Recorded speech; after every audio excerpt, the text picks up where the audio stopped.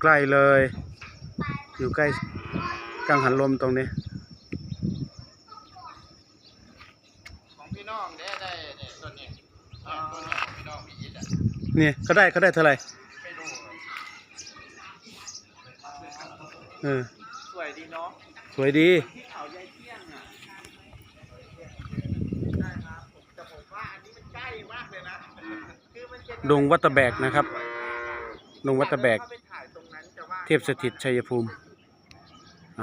กังหันลมใกล้ๆเลยพอดีมาบ้านญาตินะครับแถวดงวัดตะแบกเนี่ยครับขายน้ำปั่นอยู่แถวเนี้ยครับก็เลยถ่ายสักหน่อย